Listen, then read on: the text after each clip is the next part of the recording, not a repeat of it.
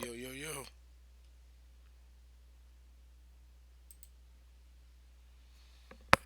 Yo, yo, yo, yo, yo. Good morning, traders. Welcome back, guys. Happy Wednesday, Hump Day Wednesday. Yeah, guys, been on and off here. Sorry, I haven't been consistent with my lives and my streams. But I've been, I have ventures on the internet and ventures off. So you know what I mean. I'm here some days, and then some days I'm in the real world. So that's basically what's been going on. But I have been dibbling and dabbling, trading here and there. Um, but anyway, guys, let's see what's going on today. I'm freaking bummed out that that it was no margin for YUMA Yuma because I actually caught this bottom here, and then it hit 8 o'clock. So I was gonna get in around because margin starts on Sure Trader, margin starts at 8 o'clock, so you can start using margin at 8. So if you see any moves happening before 8, then it's off limits. But as soon as 8 o'clock a.m. Eastern time hits, it's no holds bars, and then I guess that's 5 a.m. on the West Coast. Um, but yeah, I saw it, but then I realized we didn't have any margin, which I can actually show you right here. This is how you can tell if you have margin for a certain stock or not. All right. So on Sure Trader, you would just type in the symbol, and if it has 100%, that basically means you have to use your own equity. If it said 0%, then that means it's full. You have a full usage of the margin, one for six margin, six times margin. If it's 50%, then obviously that means you have 3 to 1, and so on and so on. So but at 100%, yeah, I saw that. I'm like, yeah, they got away from me. But it's okay. Where one comes, there's going to be many more. Also, another mover, DPW, that's another one. So that's the one little caveat when you're trading with a small account with some of these brokerages. In this case, Sure Trader is a lot of the big time movers, the ones that can really like take off usually are kind of restricted, which you can understand because they have to protect themselves, because protect themselves from us, you know what I mean, from the amateur traders, because you don't want to allow some people with these super fast movers to use that margin, and then all of a sudden, you had $500 in your account, now you're down negative 500, because some of these stocks move so fast. So I can understand where they're coming from. So, it is what it is. But it's just fun watching these stocks, regardless if you can trade them or not, because you can always learn something. That's the one thing about that you need to always realize. Even if you're not trading, you can always be learning. I definitely try to utilize and take advantage of the time that I have. And if you have time to spare or time during the market hours, count your blessings because some people would like to trade, but they have to work all day, which that's understandable. You have to take care of your family or yourself or whatever you're doing. But for those of us that are able to be around market hours, that's good enough in itself. Even if you're able to trade, even if you're not able to trade, even if you're making money or losing money, just the fact that you're able to be around and learn and take in as much information, time, experience as you can is great. So anyway, guys, that's YUMA. The overall market is up. Um, kind of closed on a high, and now it's a little over that. Anything over the close of the previous day is good. Um, yeah, so this YUMA it dropped down. It's a recent reverse split, as you can see here, back in July. July it split 1 for 15. So we all know that those recent reverse split stocks obviously usually means that the float is reduced by the amount of the split. So if right now it says that the share amount for Yuma based on TD Ameritrade is 1.5 million shares, right? So that means that previously it was a little over 20, like 20 to 25 million shares. So when it split, then it brought it down. So therefore, the supply diminished, and therefore, if you have any demand at this point, it's going to skyrocket because there's not much supply. And that's what you see when you see these stocks shoot up, you know, $3, $4, $5 or more. The imbalance of demand is overpowering the supply. But anyway, that's another topic for another day. But yeah, this is holding up pretty well. At the it's at the It's been holding up. It has fallen, but it's kind of holding at that $3 area, near the $3 area. At first, it was resistance, uh, but now it's actually holding pretty good as support. So I would just keep an eye on it to see if it can break out to the upside.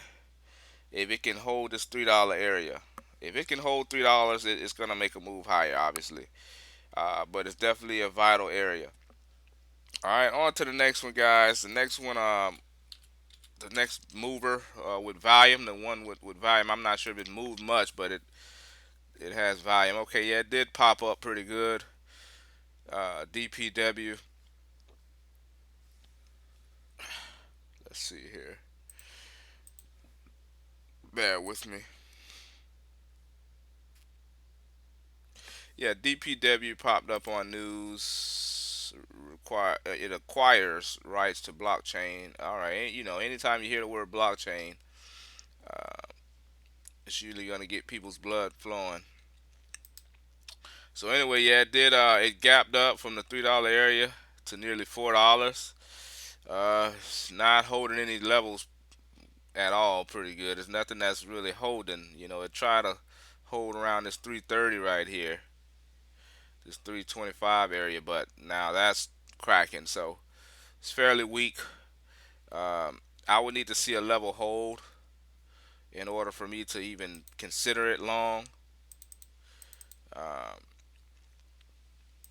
that's the thing with some of these these stocks that has been split forever, split on multiple times.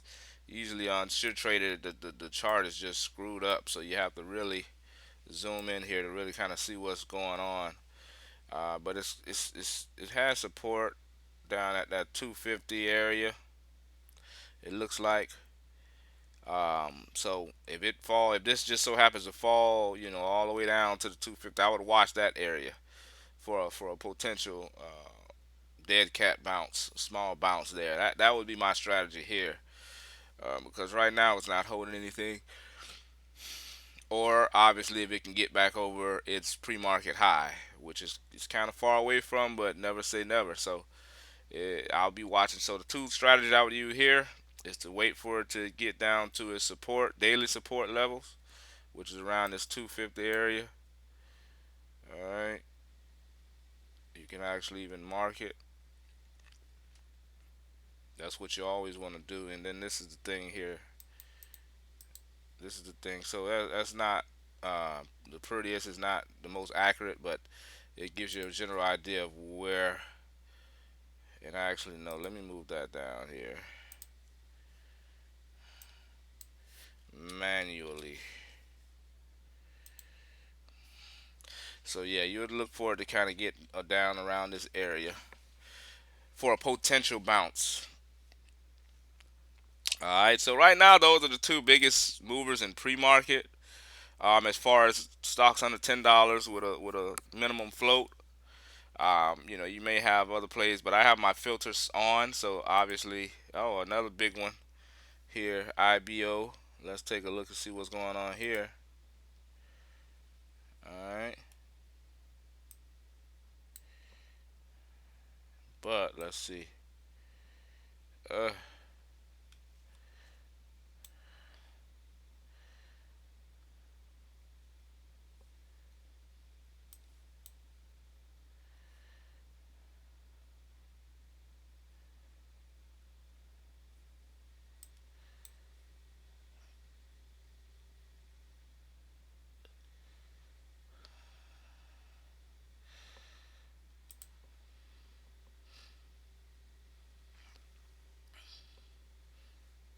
So this is one I would actually. I'm keeping my eye on this sucker here.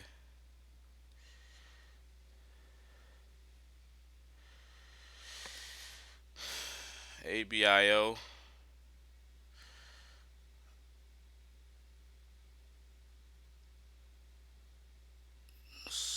breaking pre-market high, about to trying to break pre-market highs, and it has done just that.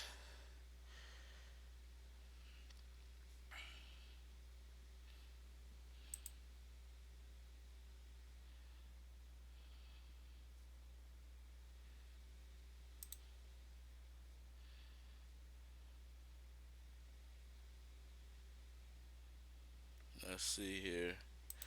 So you had some resistance there. Let's see where the resistance is here. Resistance up top here.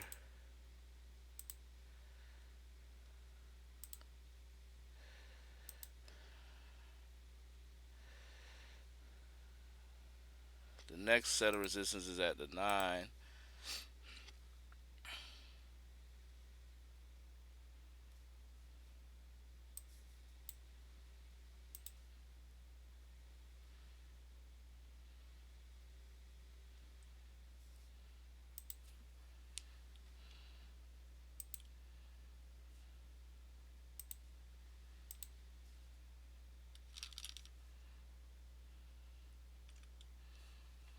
So once again, guys, um, let me see here.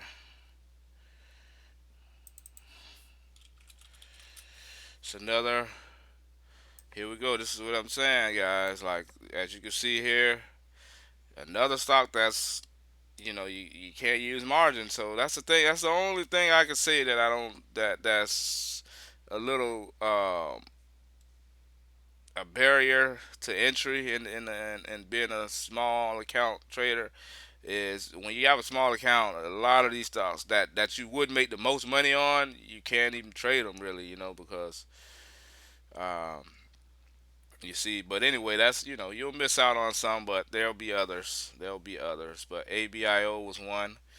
I actually looking to short it because I'm looking at the top resistance here, and it's not. It looks like it's gonna go down to like the 680s based on my analysis here, and then from there we'll see. But it's definitely gonna go down. And as you can see, I called it out ahead of time, and you see I actually try to get in it. That's what I'm frustrated about. I try to get in, but now around the 680s, I would watch it. I don't know, but it did just what I thought. But hey, it is what it is, guys. But you can see what I'm doing live. That's the good thing about what's going on here. Yeah, you can see where I was actually gonna show you guys a live trade, but there's no margin for it. So it is what it is. On to the next one. You can't really sit and dwell on one. It's when one bus leaves, you can't keep fretting about that bus. You got to look for the next bus. You got to wait on the next bus. What else can you do? All right, so let's go down the list here. Um, yeah, the reason I was gonna go short on this one is I watched that it it has a daily support. I mean, sorry, a daily resistance level that you can see that it rejected pretty good, and it's just about 20 cent away, 30 cent away. So if you were to jump in up here, your risk would be about 30 cents. So don't get in with a high size. Obviously, don't get in with 1,000 shares. That's $300. Just get in with 300 shares. That's $100 risk at max with the potential to get back down. Get down a whole dollar or so. So you know what I mean. So 90 cent to $300. That's like a 3-to-1 ratio. So, anyways, guys, I'm gonna get set and get ready to trade here live. I was gonna show you guys that trade if I was able to get in, but it is what it is. So, but right now, those are the three that are definitely moving, guys. Um,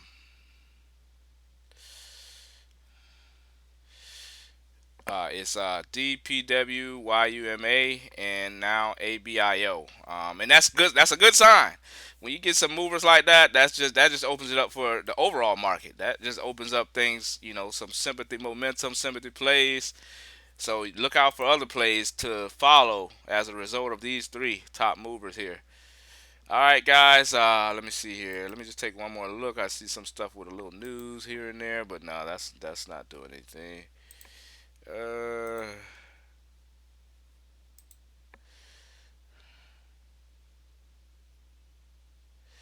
and you know what's funny? Sometimes I see this happen kind of often, and it's funny, right? You see ABIO, right? I always notice that if you have a high up day scanner, that the high up day scanner, notice how there's always or sometimes there's a stock with a very similar symbol that gets a little action when there's another one, the head of them getting all of the action. It's usually one with a similar ticker that gets. So what usually happens, I'm assuming and speculating in that case is, somebody's like fasting, trying to hurry up and get into ABIO, and you fat finger and you hit the ABEO, or that's what's in your mind because we've seen that move before, and then you hurry up and just buy, and then you realize, oops, I'm in the wrong one. I noticed this is a lot. Like, see, you see ABIO got a lot of volume, and look at the time on this. The time that started to take off, this got some volume, albeit it was only 300 shares. So whoever's in that, they're probably like, well, let me just hold it and see if if it goes any higher. Um, and then like yesterday, I saw what was it? It was so funny. It was a symbol that was so similar. It was like off by one letter. Um, and I'm like, I just know that somebody, bought that one as a result of the other one. It's just funny sometimes. All right, guys. Though I just wanted to check in. If I make any trades today worth making a video about, I will definitely keep you all in the mix. Until next time, take care.